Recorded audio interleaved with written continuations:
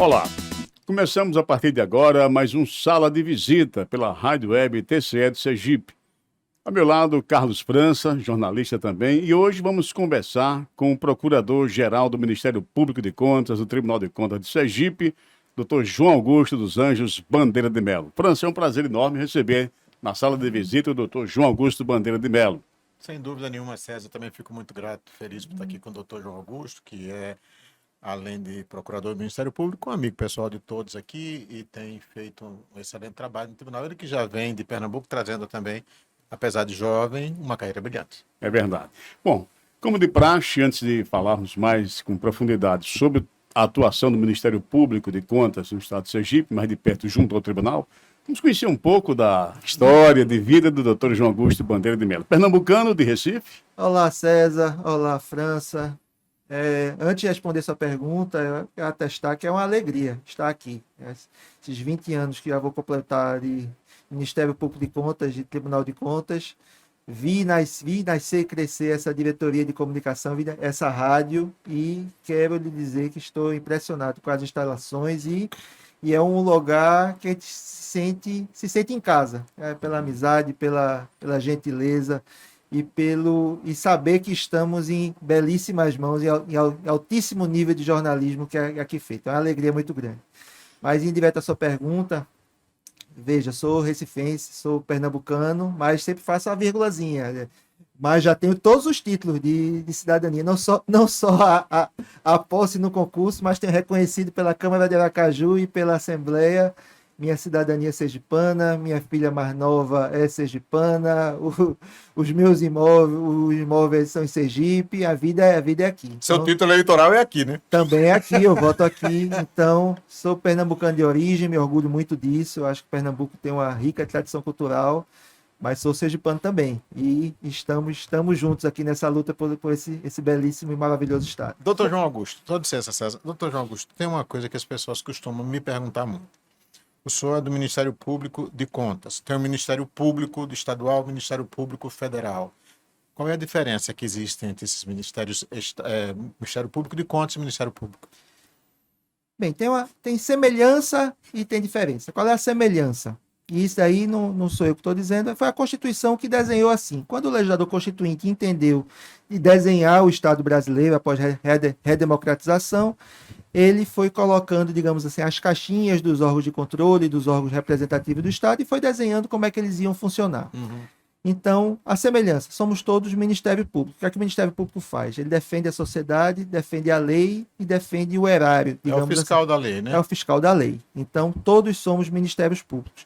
Só que no desenho de cada um, o legislador constituinte fez uma diferença, por exemplo, de âmbito de atuação. Então, por exemplo, o Ministério Público Federal, ele trabalha e ele faz os requerimentos dele, faz todos os seus requerimentos jurídicos perante a Justiça Federal.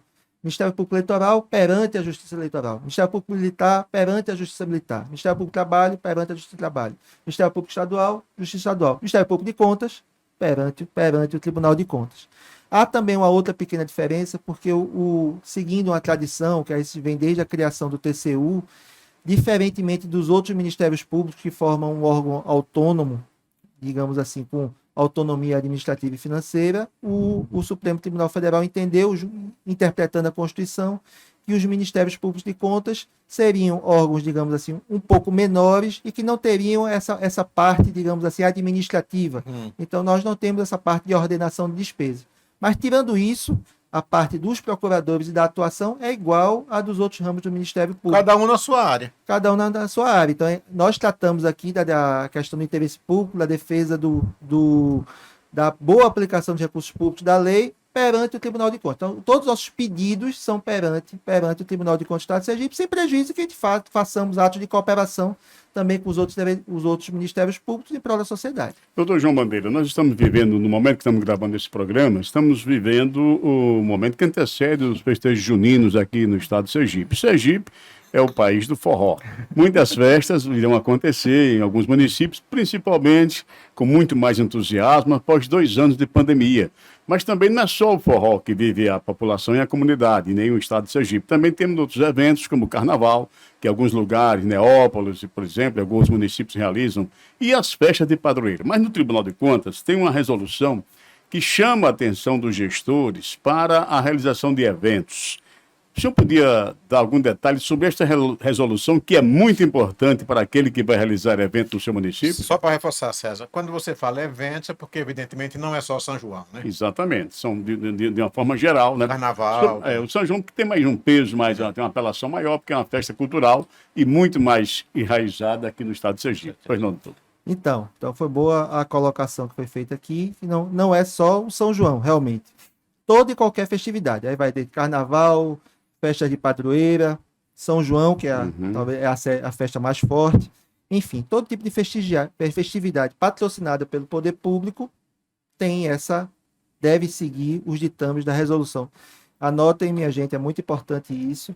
E eu acho que, e não só os gestores, acho que a população em geral deveria conhecer essas resoluções. Resolução 280 de 2013 do Tribunal de Contas do Estado de Sergipe, que foi modificada pela Resolução 295. Então, o que é que diz basicamente essas resoluções? Ela cria parâmetros exatamente para se fazer a festa. E por que é importante criar parâmetros? Porque, voltando àquela questão da Constituição, que determina como o Estado brasileiro deve funcionar, e aí quando eu falo Estado brasileiro, eu falo de União, Estados, no caso do Estado de Sergipe, e os municípios. Então, ela coloca uma série de obrigações para os entes públicos. Então, ela fala por exemplo, ela fala que a educação é direito de todos, dever do Estado. Ela fala que saúde é direito de todos, dever do Estado. Criança e adolescente tem que ser tratado com absoluta prioridade. E não fala, por exemplo, que o Estado deve patrocinar festas grandiosas. Isso não está escrito na Constituição. Isso não está escrito na Constituição. Então, a Constituição é norma, falando, digamos assim, de uma forma mais leiga, é lei, deve ser cumprida. Então, os órgãos de controle têm muito em mente de que, olha, tá certo, a festa ela é possível desde que aquelas obrigações constitucionais, pagar salário, ter a educação organizada, a saúde organizada, então a festa pode ser feita desde que esteja tudo organizado. Então, muito bem. Na parte prática, essas resoluções vão dizer basicamente o seguinte. Vão dizer, por exemplo, vai trazer logo algumas vedações.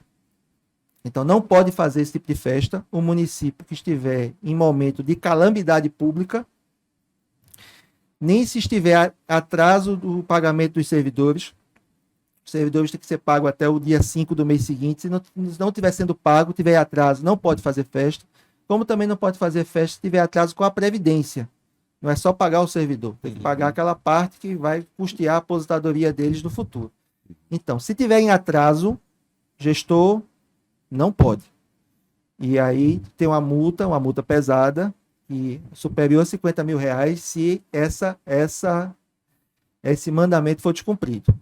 Pronto, essa é a primeira questão que acho que é importante ficar clara na resolução. A resolução é muito clara em relação a isso. Calamidade, atraso com servidor e previdência, não pode fazer. Calamidade, por exemplo, não é uma coisa que está muito presente agora. As chuvas. Elas vão lá, destrói as casas, e aí o pessoal vai lá naquele mesmo bairro e faz uma festa.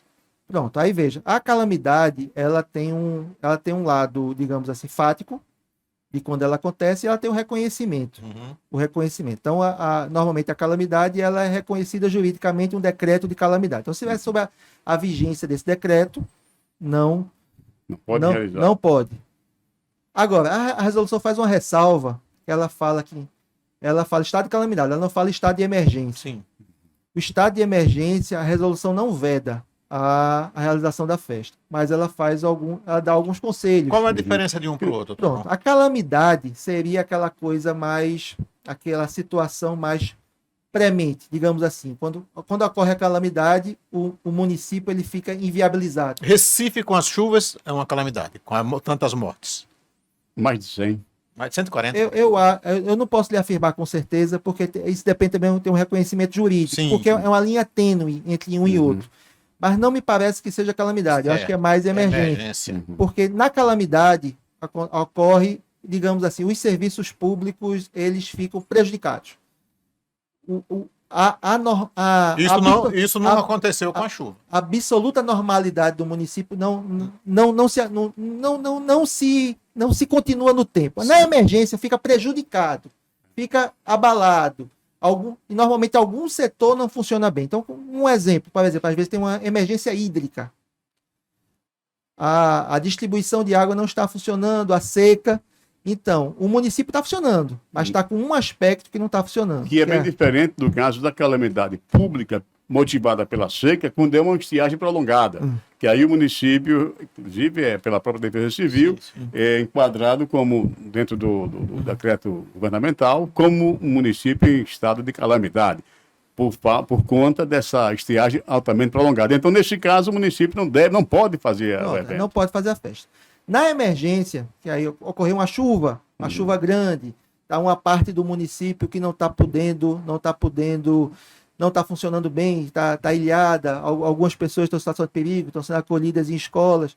A emergência, ela serve, digamos assim, ela libera alguns instrumentos jurídicos, especialmente contratações por emergência, para que aquilo ali possa ser atendido. Mas o município não está parado. Então, o que é que a resolução diz em relação? Pode fazer festa? A resolução diz, não é vedado. Mas também ela não diz, faça. Ela diz, olha, veja bem, você está passando por uma situação difícil, precisa voltar seus olhos para resolver um problema.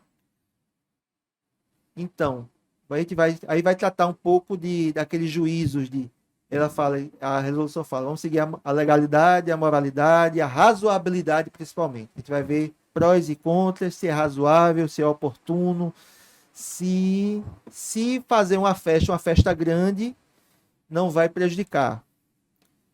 Então, só para finalizar, César. Então, esse foi, inclusive, o argumento. Recentemente, o presidente do STJ, ele barrou uma festa que aconteceria no estado da Bahia. E o argumento que na decisão do presidente do STJ foi exatamente esse. Por quê? Muito bem. Em princípio, não havia uma lei que impedisse, mas o bom senso não diria que você não deve gastar com a festa o mesmo que, por exemplo, o governo federal ajudou aquele município para reconstruir por causa das chuvas. É o caso da razoabilidade e economicidade.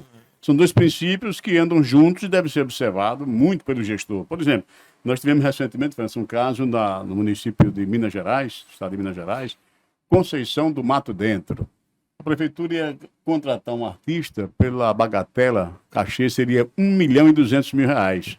Isso corresponde a mais de 40% dos recursos da saúde do município. Quer dizer, é uma situação, uma decisão desrazoável, né? E sem nenhuma economicidade do município, acredita a princípio.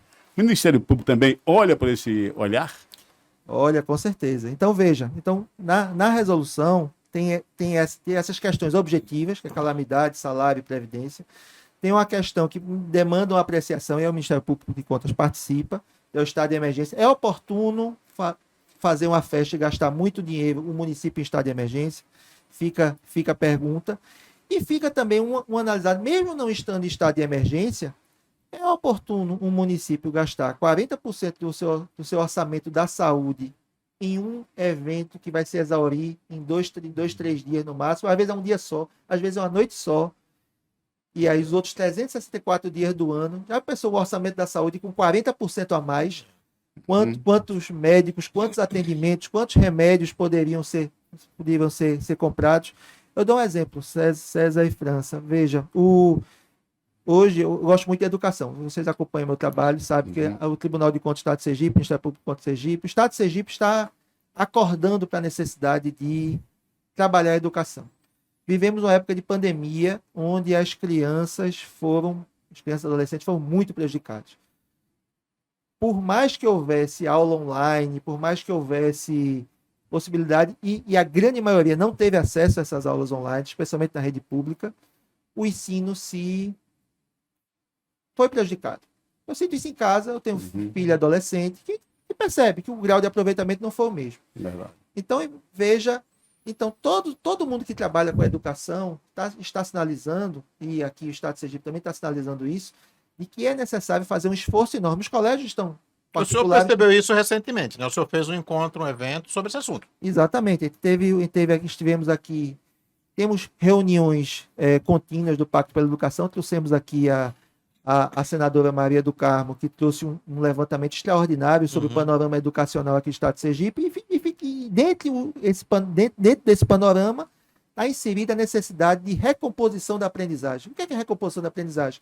A gente perceber que as nossas crianças e adolescentes não estão naquela idade com o aprendizado que deveriam ter, ou pelo menos que seria esperado que tivesse, ou que seria aquele ideal para que tenhamos uma formação plena. E essa faixa etária de aluno é exatamente de competência dos municípios, em geral. Em geral, a competência dos municípios prioritária é até o 9º ano. Isso. E a prioritária do Estado é a partir do ensino médio. Então, veja, estou fazendo esse paralelo, puxando, então, por exemplo, é premente uma necessidade de recomposição de aprendizagem. E vai se precisar de recursos para isso, que talvez precise contratar algum professor, um professor monitor, talvez precise de ferramenta educacional, talvez precise de conectividade, talvez precise de livro, precise de materiais específicos, talvez precise de consultoria, enfim, precisa de recursos para isso. Então, aí um município que se recusa a fazer isso, ou que não faz, não coloca no radar fazer esse tipo de recomposição, e de repente faz uma festa, então na ótica do Ministério Público está claramente havendo uma tergiversação Mas, doutor João, de prioridade. Veja bem, eu estou dizendo, eu sou do interior, sou de Santa Mara, César também é. Vamos supor, eu conheço isso de perto. Chega de Santa Mara, em janeiro tem festa. Aí o povo exige banda. O pessoal vai lá pro prefeito e exige banda. E quem é que bota uma banda para pagar 200 mil reais? Poucos quer saber de onde tira esse dinheiro. Aí o cara disse, agora, eu vou fazer a festa. Ele fica na dúvida, o que é que ele deve fazer numa situação como essa, se ele está em dúvida? Veja, existem instrumentos, por exemplo, acho que aí com antecedência ele pode se organizar, fazer uma consulta ao tribunal. Isso.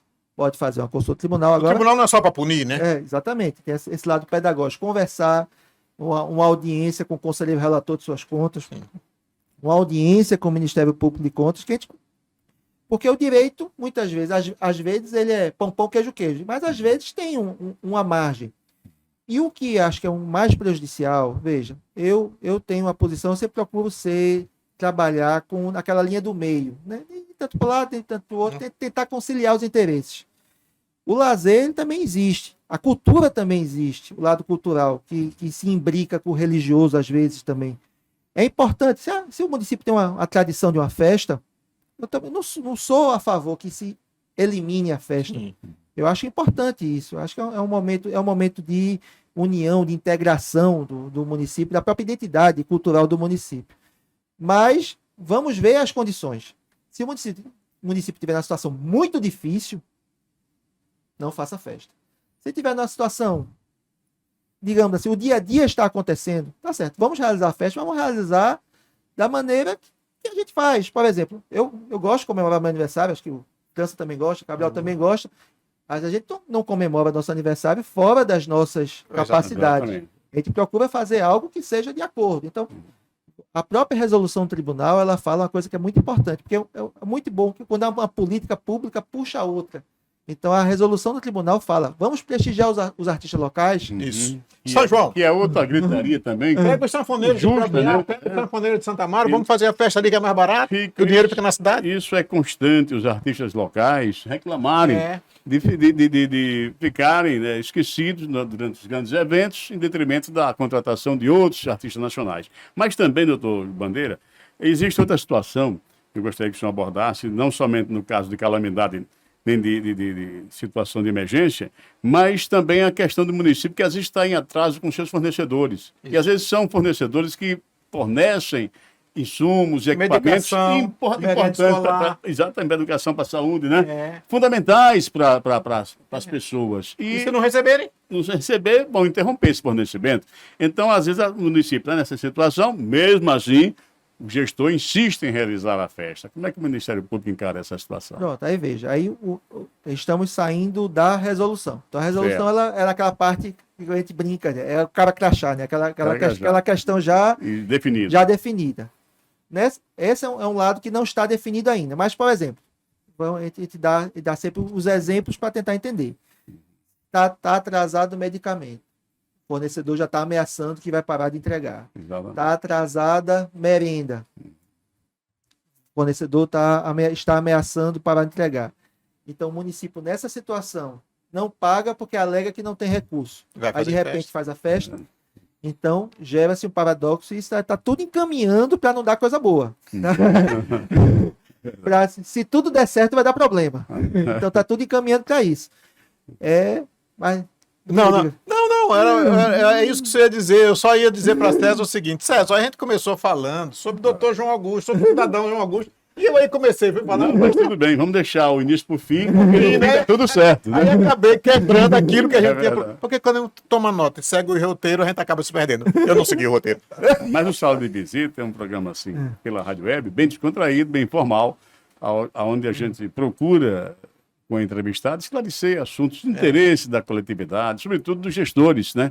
E a Rádio Web é uma ferramenta que o tribunal tem para divulgar suas ações e orientar também os gestores e os seus jurisdicionados. Também, né? Também. Pelo YouTube. É, porque o programa vai ficar Se no você YouTube. gostou, o que é que você faz? É só. Likezinho, gostei.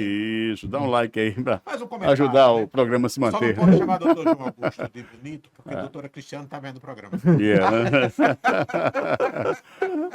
Mas ela sabe disso, não precisa, né? Bom, mas então, vamos voltar para o começo? Vamos. 20 anos de casa, 20 anos de Tribunal de Contas do Estado de Sergipe, atuando, claro, junto ao Ministério Público. Que essa é a confusão, né? Doutor João Augusto Bandeira é do Tribunal? Não, ele é do Ministério Público de Contas, que atua junto ao Tribunal de Contas de Sergipe. Nesses 20 anos, como é que essa trajetória para chegar ao Ministério Público de Contas, doutor João Bandeira, lá em Recife, a época de estudante, faculdade, como foi sua vida antes de vir para cá? Veja, César e França, a minha vida era tranquila, digamos assim. Eu sempre fui mais quieto, mais retraído. O sarrafo do estudo lá em casa era alto. Uhum. Meu pai trabalhava muito, assim, mas sempre atento, mas atento no geral, né? Quem olhava os específicos era a mamãe. Mamãe era muito atenta aos detalhes. Então, ela era uma leitora rigorosa de boletins. Tá?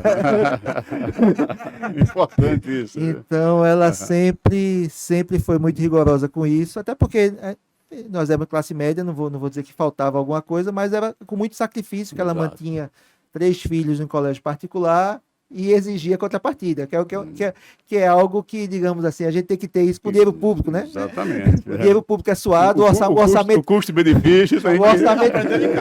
O orçamento público, o orçamento familiar era curto, então tem que ser bem eficiente. Então exigia muito. Então era muito tranquilo, mas gostava. Joguei joguei muita bola na praia de Boa Viagem. Não foi no Pina, como eu tinha pensado. Não, era mais pra cá. Você mais morava pro sul. onde na época de estudante em Recife? Que bairro? Eu sempre morei em Boa Na Viagem. viagem. E mais, digamos assim, numa parte mais nova de Boa Viagem. Porque tem o Pina, que eu acho que começou um pouco por lá, que é mais perto do centro. Isso. Tem uma parte mais, digamos assim, mais nobre, entre aspas, mais tradicional, que é ali perto do Acaiaca, o famoso edifício Acaiaca, que é onde ficava perto do meu colégio. E eu morava mais ao sul, já mais próximo De de Piedade. Piedade. Então sempre morei ali num prédio e depois fui morar ou em outro perto do que a gente chama o Hospital da Aeronáutica, porque ele fica um hospital que fica à beira-mar, que é da Aeronáutica. Mas sempre joguei bola, sempre gostei de jogar bola com os meus colegas. Não tinha o nível de excelência que já descobrimos aqui, nosso presidente Flávio Conceição. E nem também eu descobri outro dia que o nosso conselheiro Ulisses Andrade era bom de bola também. E pensa, Jogava bem canhoba, viu? Eu nunca era o primeiro a ser escolhido, mas também não era o último. Não era o último. Cada pelado é assim, né? Um joga para um lado, outro para o outro. Então. E o último fica sempre sendo goleiro. Só não era o goleiro, né? Não era o goleiro. Mas sempre gostei muito de futebol. Mas sempre quieto, tranquilo, em casa. Estudei no Colégio Santa Maria, que é um colégio tradicional lá de Recife, a vida toda, desde do começo até o 3º ano. E depois, terminado o colégio, fui fazer. Sempre gostei, um certo, às vezes, um pouco contramão, que eu gosto muito. Sempre gostei. Minha matéria sempre foi as exatas: física, química, matemática. Por isso é engenheiro também, né? Por isso, meu primeiro curso foi engenharia, apesar de que eu gostava muito de biologia. Quando eu era criança, gostava de brincar vendo essas classificações de bicho, mamífero, réptil, os tipos de aves, esse tipo de coisa. Sempre gostei muito de cachorro, gostava de conhecer as raças de cachorro todas. Enfim, mas a preponderância era para exata. Então fiz o curso de engenharia. E aí essas coisas que acontecem na vida, eu gosto de contar essas histórias porque você estava falando de roteiro e script, só que às vezes a gente vai num script e as coisas mudam. Por exemplo, eu estava em engenharia, estava lá tranquilo, fazendo o curso com meus colegas, quando de repente minha irmã disse, olha, e estava tendo uma greve, teve uma greve de 3 meses na faculdade, minha irmã disse, olha, vai ter vai ter um concurso do Tribunal de Contas em Pernambuco, vamos fazer? Aí, vamos. Aí fiz. Estava em greve, estudei, e aí, pô, passei. Passei no concurso. E ela passou? Ela passou, mas acabou que não quis, porque ela trabalhava na fazenda. Tinha uma história que Foi para qual cargo? ela serviu aqui, o equivalente aqui de analista 1, daqui do Tribunal de Contas de Pernambuco, de Sergipe. E comecei a trabalhar lá. Então, e trabalhando, eu comecei a gostar. Eu sempre digo, quem trabalha em Tribunal de Contas tem um privilégio, porque são órgãos normalmente organizados, pagam bons salários, justos, e trabalham com uma matéria maravilhosa, que é você cuidar da aplicação do recurso público para beneficiar as pessoas, especialmente os menos favorecidos. Então, essa é uma matéria apaixonante. E eu comecei a trabalhar lá, e aí daqui eu comecei a ver que a questão dos exatos não era tão exato. Aí eu só fugiu do roteiro. Aí eu, assim, mas sempre, aí minha mãe sempre dizia, não, você vai terminar a engenharia. O que a gente começa, a gente termina. Então, eu terminei engenharia já fazendo vestibular para direito, passei no curso de direito, e aí já namorando com a doutora Cristiane, E já, de suas 2 filhas. Mãe das minhas filhas, já querendo já me encaminhar para casar. Então eu era técnico de nível médio lá no Tribunal de Contas de Pernambuco, querendo ganhar um pouquinho mais. Aí disse, rapaz, vamos fazer um concurso de nível superior. Aí fiz o concurso de auditor da Previdência, que hoje seria auditor da Receita Federal, passei também. Mas ficou naquela de que, fazendo o curso de Direito, quando terminei o curso de Direito, aí veio, rapaz, eu fiz 5 anos de curso de Direito. O cargo de auditor da Previdência é um cargo extraordinário, mas não é um cargo jurídico. Aí disse, rapaz, eu já estudei tanto minha vida toda, né? Vamos estudar mais um pouquinho para dar sentido total a essa carreira jurídica. Aí comecei a fazer os concursos jurídicos. Aí fiz alguns, e nesse aí veio o outro acaso, um colega meu lá de Pernambuco disse, rapaz, João, vai ter um concurso lá em Sergipe, o Ministério Público de Contas, você já trabalhou no Tribunal de Contas, você gosta? Aí fiz. Aí passei. E aí estou aqui. E essa vocação, essa tendência para a literatura, essa arte de escrever tão bem que o senhor tem, quando sentiu que despertou essa vocação para escrever? Isso eu sei. Ele vai responder, mas eu já sei. Pode responder. Veja, não é mentira para ninguém. Meu pai, Francisco Bandeira de Melo, Bandeirinha. Que tem como principal biógrafo aqui do estado de Sergipe, doutor Carlos França. Eu sempre agradeço muito a ele, que fica lembrando os poemas de papai, a vida cultural do papai. Papai, ele começou a escrever muito cedo, publicou muito cedo, ganhou concurso de poesia e sempre foi um amante da literatura. Apesar de que boa parte da vida dele, essas questões de também sair um pouco do script, porque ele precisou trabalhar, cuidar dos filhos, enveredou em outros caminhos, inclusive o caminho do turismo, que ele foi secretário de turismo, mas ele sempre foi um intelectual, sempre foi alucinado por leitura e cultura e sempre gostou de escrever. Então, a gente cresceu, eu e meus irmãos, vendo o papai escrevendo. Ou então, como dizia uma secretária lá de casa, da casa dele ainda, antes de casar, que ele dizia, Bandeirinha, ele é tão sabido que ele lê até sem livro. Porque ele ficava recitando poesia. Aí diz, olha, é tão sabido. Então, eu cresci vendo meu pai recitando poesia. E além disso, doutor João, por causa da influência do seu pai, o senhor também conviveu com muitos poetas, com pessoas conhecidas. Seu pai foi amigo de João Cabral de Melo Neto. Foi muito amigo de João Cabral, inclusive fez uma das últimas grandes viagens de João Cabral por Pernambuco, foi em companhia de papai, eles viajaram, tem fotos lá em casa, precisa até resgatar isso com a mamãe, que acho que de alguma maneira a gente dá vazão a isso, a algum acervo cultural. Ele é muito amigo, então eu cresci ouvindo o papai, falando das conversas que ele teve com o João Cabral. O papai trabalhou com o Josué de Castro, que não era exatamente, digamos assim, essa parte literária, mas foi um grande escritor de uma questão técnica de alimentação. E papai era da Academia Pernambucana de Letras, então era amigo de todos os poetas pernambucanos, Mauro Mota e outros. Enfim, então você acaba sendo... Ele não chegou a ser, digamos, amigo, mas ele conheceu Ariano Suassuna, né? Conheceu, não. Ele não era amigo, digamos assim, de bater papo, de frequentar, vem Bandeira, vem aqui sexta-feira aqui de casa pra gente ficar conversando de noite. Mas eles se encontravam muito. Inclusive...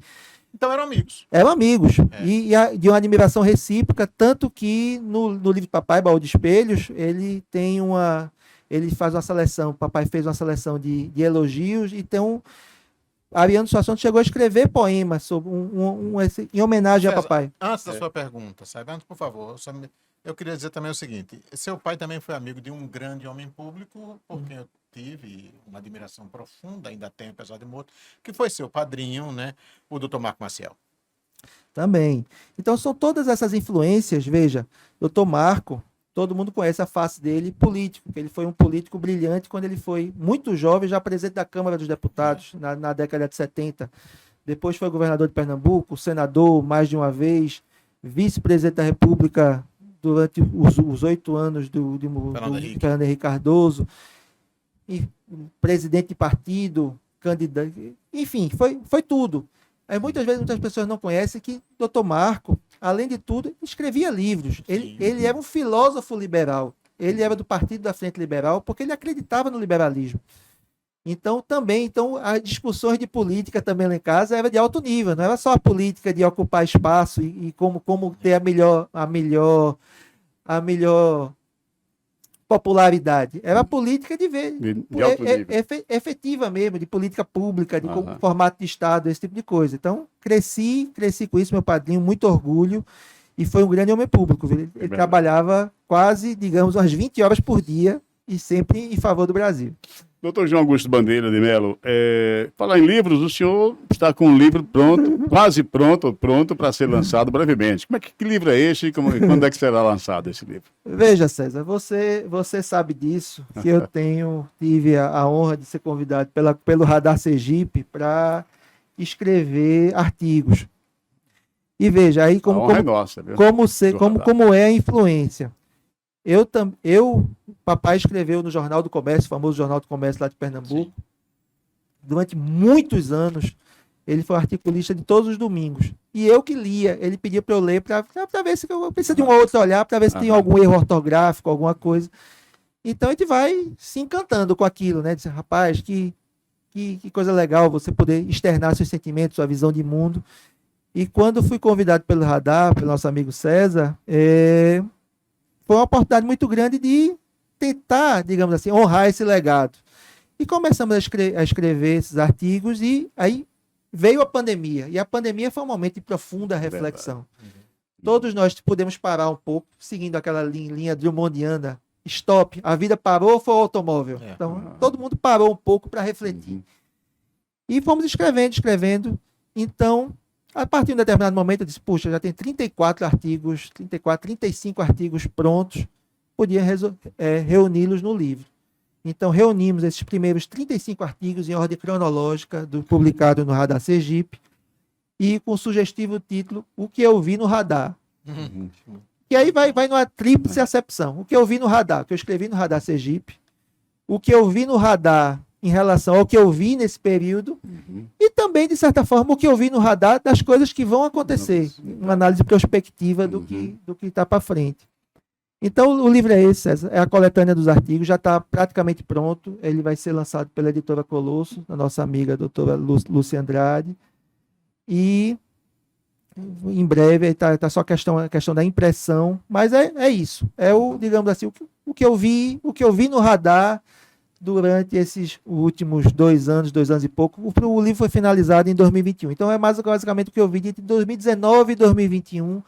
São os textos que eu escrevi naquele momento e deve ser lançado em breve. Vamos dar conhecimento. César, eu só queria o seguinte, não que a gente já está terminando, né? Então precisa liberar o doutor João. Doutor João, o senhor teve a influência na literatura e tal com Bandeirinha, né? Que tem frases assim lapidares, né? Como, por exemplo, não é uma frase, é um poema, poder, né? Eu posso, tu podes, ele pode. Eu posso, tu pode, ele pode. Isso é para de uma reflexão profunda, para que todos nós aprendamos que a vida é isso. Eu posso, tu podes, ele pode. Eu posso, é final. Tu pode, ele pode. Acabou. Mas eu queria falar agora de uma coisa também que lhe toca profundamente. O senhor é Timbu, torce pelo Náutico. Quem foi que ele influenciou nesse sentido? Veja, a França, a influência óbvia dele. Papai era náutico, meu irmão mais velho também, muito aficionado por futebol, e era meio que o segundo pai, que ele é Bandeirinha está sempre presente. 8 anos, e meu irmão que também é bandeirinha, também, que é bandeira também. Então, tinha essa influência familiar. Então, essa questão. E as coisas vão se conjugando. Aí veja, a minha família, os Bandeira de Melo, eram torcedores do Náutico, mas iam a campo, mas nada assim, mais engajado. Mas aí veja, quando eu comecei a namorar a Cristiane, o pai de Cristiane, doutor Zé Hipácio, ele foi atleta do Náutico de vôlei. Tinha bom de fugir? Conselheiro do Náutico e até hoje é conselheiro honorário do Náutico. Não tinha pra onde fugir. Então, se eu fosse rubro-negro, ia gerar um problema. Coral nem pensar. Italiano sua sunga, que era Pois é. rubro-negro, né? Acho que vai ter que procurar outros caminhos. Mas eu estou dizendo como as coisas vão e deram certo. E deram certo. Bom, nós estamos chegando praticamente ao final. Gostaria de deixar o doutor Bandeira de Melo à vontade para deixar a sua última mensagem aos gestores e aqueles que estão assistindo pela a nossa rádio web, pelo YouTube, enfim, que o programa vai ficar disponibilizado. Sua mensagem final. Duas coisas da mensagem final. A primeira, que eu acho que é uma coisa que a gente pode também conversar, tem outra resolução do tribunal que é importante, Sim. a 298, que diz, olha, aí ela vai disciplinar. Tomada a decisão de contratar a festa ou evento, vamos escolher os artistas. Então, na escolha dos artistas, a gente tem que pensar, precisa ser aquele artista nacional de R$1 milhão, ou você poderia, às vezes, até uma celebridade Local. nordestina, ou Regional, regional, a questão mais próxima, que possa ter um efeito semelhante. Até para o dinheiro circular por aqui mesmo, né? Exatamente, essa é outra questão. Isso pode refletir na economia local. E outra mensagem importante é de que vamos separar e dar total transparência aos gastos. Total transparência. É muito importante o gestor falar isso. O que é cachê, o que é despesa com deslocamento, o que é despesa de montagem de show, exatamente para não ficar tudo naquele bolo e isso pode facilitar a corrupção. Então o tribunal é muito rígido em relação a isso. Tem que ter total transparência nos gastos.